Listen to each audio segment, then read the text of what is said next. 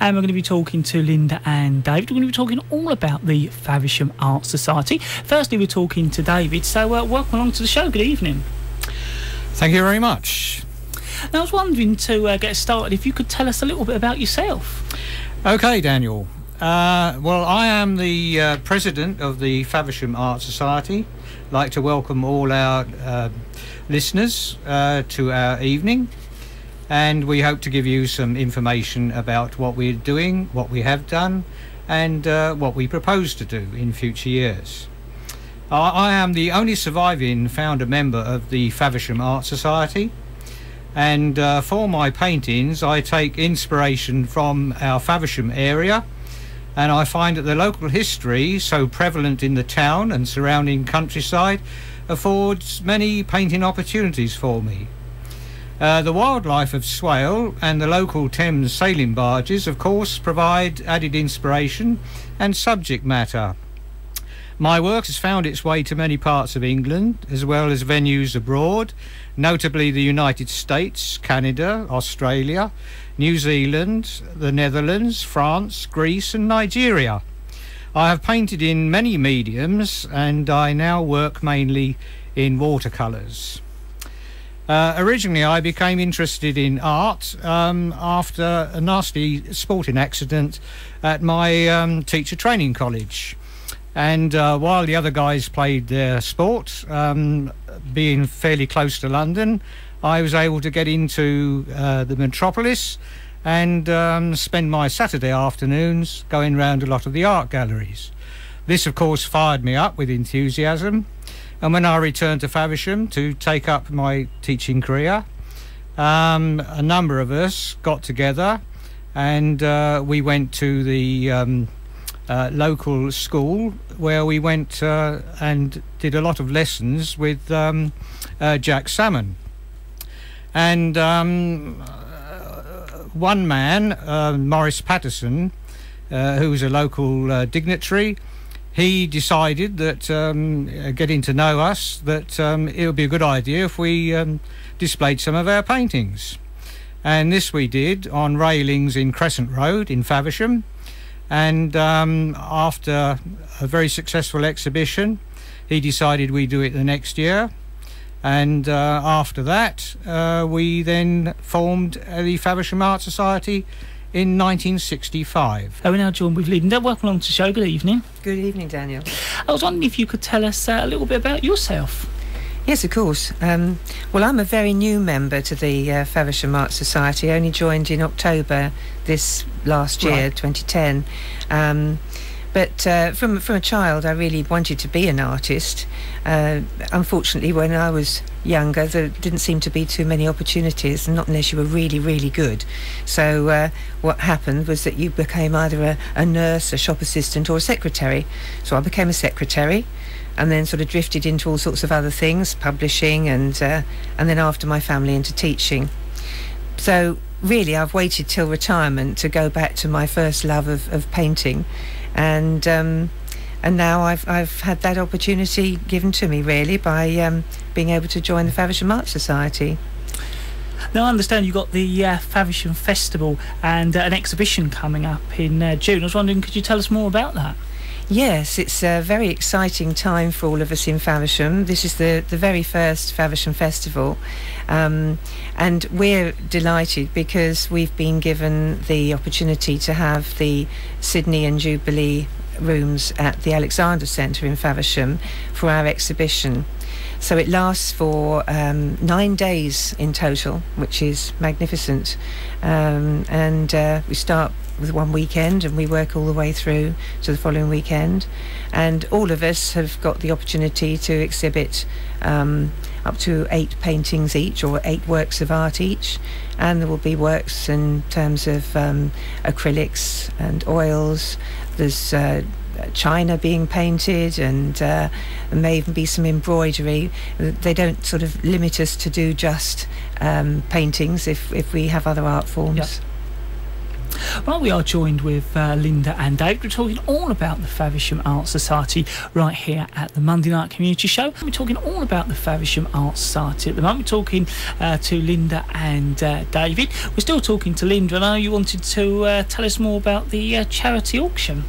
Yes, something else we're really excited about. It's going to happen on the last day of the exhibition and the last day of the festival, so it's going to be like a grand finale, if you like.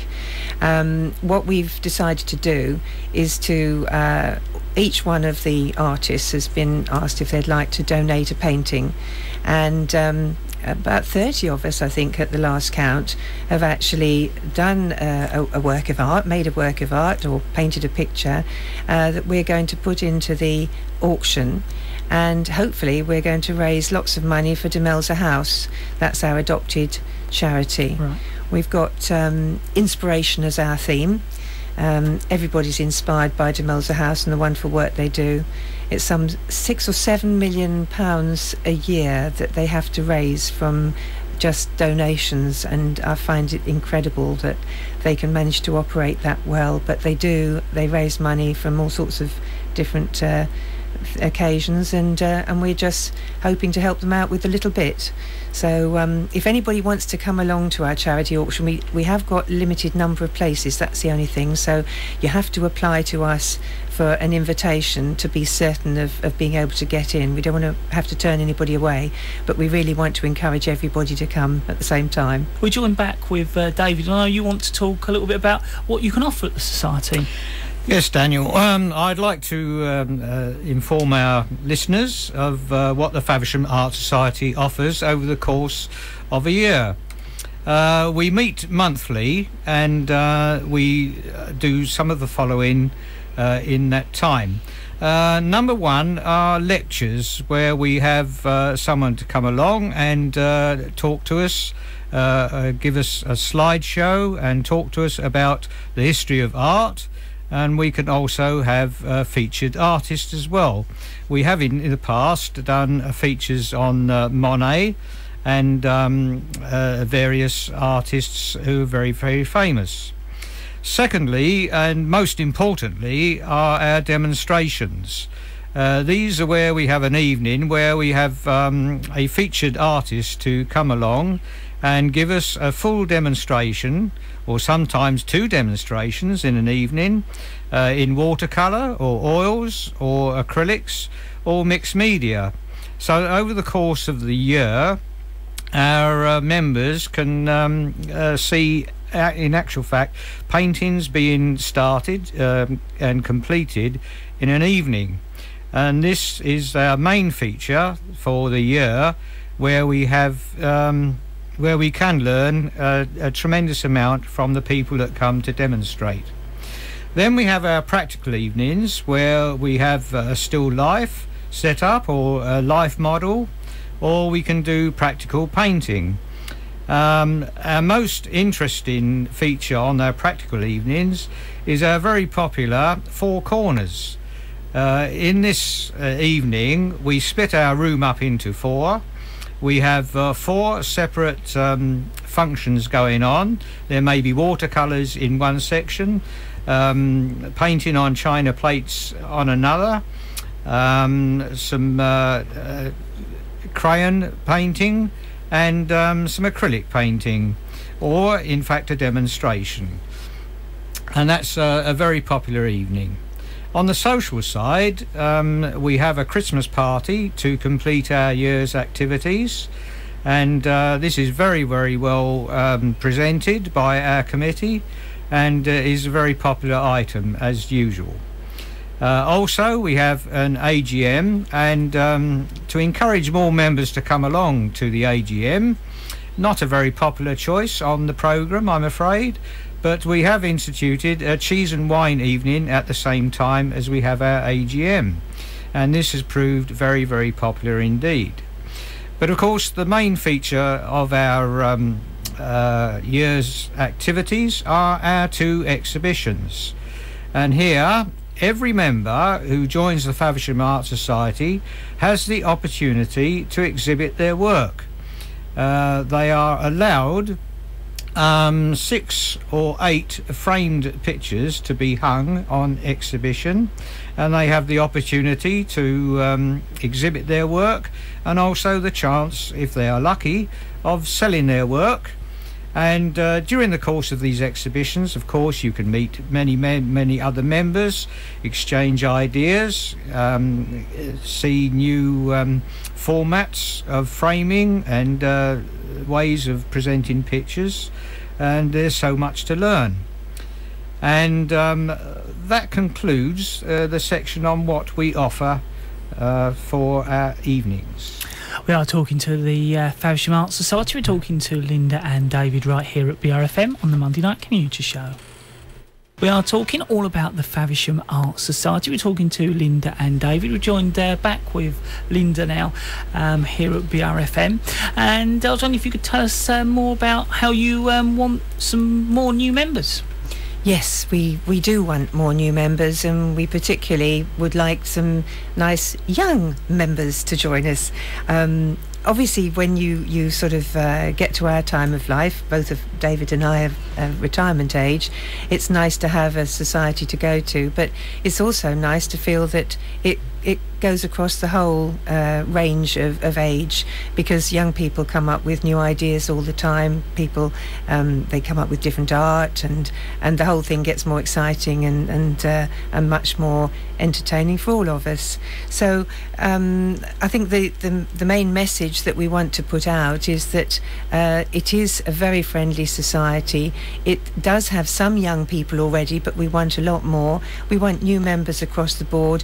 Don't feel that if you have like I felt initially, I was scared to go along to the society, thinking they want people who are really super duper, and they've all got terrific talent, and I haven't. But when I got there, I found out they were quite happy with what I was doing as well, and that's the main message. Anybody, any ability is going to be welcomed with open arms and given so much help as well. Mentoring we can do for the younger people as well. I've learnt about new techniques, I've learnt about new products that can help with the things that I'm doing, and I'm trying new things all the time. So let's give it a whirl, and let's try and see if some young blood in the area is prepared to come and give us a go as well, because I think we can learn a lot from them too. We're now joined back with David, and I was wondering if you could tell us a little bit about your plans for the future. Okay, Daniel. Well, our main aim with the Faversham Art Society is to maintain our society as it is. That may sound a bit obvious, but we are experiencing a number of problems because our membership has dropped. We are currently running at about 60. Of course, in this day and age, there is a shortage of money. We are in a recession. People we find are only joining one art club instead of a few in order to exhibit their paintings, and of course people's time and priorities have changed. At this point, I must pay tribute to our very hard-working committee, many of whom have done the job for a good number of years, and it is their enthusiasm and keenness that in actual fact are the forefront of our activities. We have some problems, of course, as many other societies have. We have to engender adequate financing because, as many other clubs and societies find, that raising finance can be quite a problem. We have to maintain, of course, for the future, a viable and interesting programme of activities so that members do not get bored but find that the activities that we do undertake and present to our membership are greeted with enthusiasm. There is a problem obtaining committee members because people seem to have lots of other activities that take up their time. And this is why we're very grateful to the committee members that we have at present, who give up so much of their time to help us. We also require a large number of helpers for our exhibitions, because although we present an exhibition to the public, it engenders a tremendous number of problems, and engenders also a tremendous amount of work, all of which has to be carried out mainly by the committee, but we do need a lot of help. In general, we have an elderly membership, which of course presents problems in itself, especially when we have to carry screens and set up our exhibitions. We have in the past encouraged members of 16 years of age and over. They are encouraged to join the Art Society. In the past, we have indeed put on exhibitions from local schools, both primary schools and secondary in nature. Nowadays, unfortunately, many children and young adults have many more interests outside the world of art, despite showing much promise in their art classes at educational levels. I was wondering, before you go, if you could let us know all those useful contact details so our listeners can find out more about you and get in contact, of course, if they would like to. Yes, certainly. We have a website, and we also have, you can find that on faversham.org. Our secretary is Mrs. J. Durrant, that is Durrant. She is the on-sec, and her telephone number is 01233 621167. I repeat that. That's Mrs. J. Durrant, Durrant, and her telephone number is 01233 621167. And in closing, I would like to say that we are very grateful to BRFM for giving us this opportunity of coming along and speaking to their listeners this evening. David and Linda, I'd like to thank you very much for coming along and telling us all about the Faversham Art Society.